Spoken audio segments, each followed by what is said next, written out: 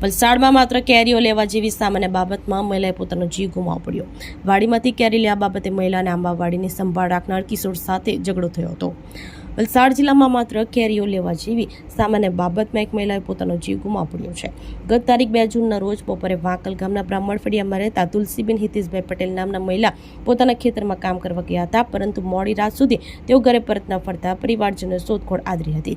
તપાસ દરમિયાન હિતેશભાઈ સોલંકીની આંબાવાડીમાંથી તુલસીબેનની શંકાસ્પદ હાલતમાં લાશ મળી આવી હતી। પીએમ રિપોર્ટમાં સામે આવ્યું કે મહિલાનું મોત ગળું અને મોઢું દબાવી શ્વાસ રૂંધાવાને કારણે થયું છે। પોલીસે હત્યાનો ગુનો નોંધી તપાસ શરૂ કરી। આ દરમિયાન ચોંકાવનારી વિગતો સામે આવી કે આ આંબાવાડીની સંભાળ રાખનાર એક કાયદાના સંઘર્ષમાં આવેલ સગીર દ્વારા કરવામાં આવી હતી। પોલીસે જ્યારે આ સગીરની સઘન પૂછપરછ કરી ત્યારે તેણે પોતાનો ગુનો કબૂલી લીધો હતો।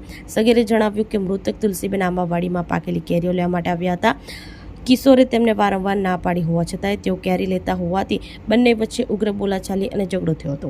આ ગુસ્સામાં કિશોરે મહિલાને પાછળથી ગળાના ભાગે પકડી નીચે પછાડી દીધા હતા અને છાતી ઉપર બેસી જઈ ગળું અને મોઢું દબાવીને તેમની હત્યા કરી નાખી હતી અને ત્યાંથી નાસી છૂટ્યો હતો।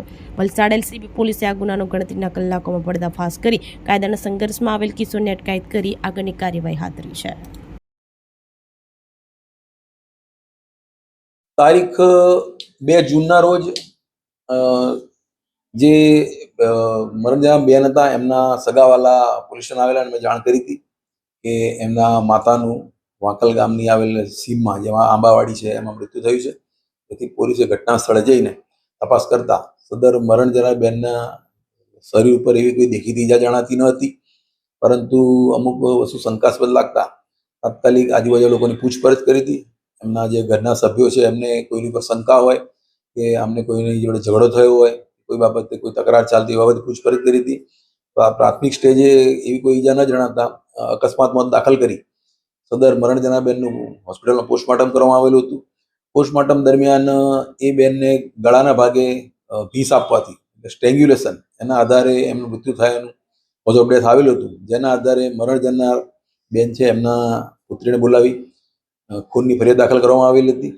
ફરિયાદ દાખલ કર્યા બાદ પોલીસ તપાસમાં આ જ્યારે બેન ત્યાં આંબાવાડીમાં ગયા એ પછી કોણ કોણ લોકો ગામમાં નથી અથવા એ જે સમય હતો ત્યારે બેન આંબાવાડીમાં ગયા હતા ત્યારે કોણ કોણ લોકોની હાજરી હતી એ એંગલ ઉપર પોલીસે તપાસ કરી હતી।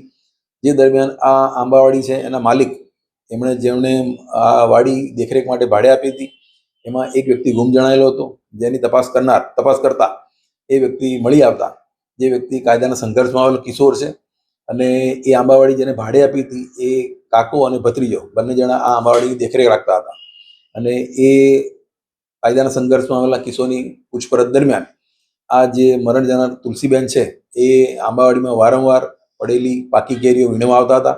તેથી અગાઉ એમને ના પાડેલી છતાં પણ વીણવા આવતા હતા। એ દિવસે પણ એ કેરી વીણવા ગયા હતા અને એમને ના પાડેલી હોવા છતાં તે ત્યાં આવ્યા હતા। જે વાત તકરાર થઈ હતી અને એક માટીનું ઢેફું માથામાં માર્યું હતું અને બાદમાં ગળા ઉપર ભીંસ આપીને એમની હત્યા કરવાની કોશિશ કરી હતી અને જે દરમિયાન એમનું મરણ થયેલું હતું એ બાબતની હાલ સુધી કબૂલાત આપી છે। અને આ દરમિયાન જો બીજો અન્ય કંઈ ઘટના હશે અથવા અન્ય કંઈ હેતુ હશે જે બાબતે પોલીસ હાલમાં પૂછપરછ કરી રહી છે। આપણી સંકલ્પ ન્યૂઝ ચેનલને સબસ્ક્રાઇબ અને લાઇક કરો, બેલ આઇકન દબાવો જેથી આવનાર ન્યૂઝ અપડેટ્સની નોટિફિકેશન આપના મોબાઈલ પર સૌથી પહેલા પહોંચે। Like, subscribe and share the video.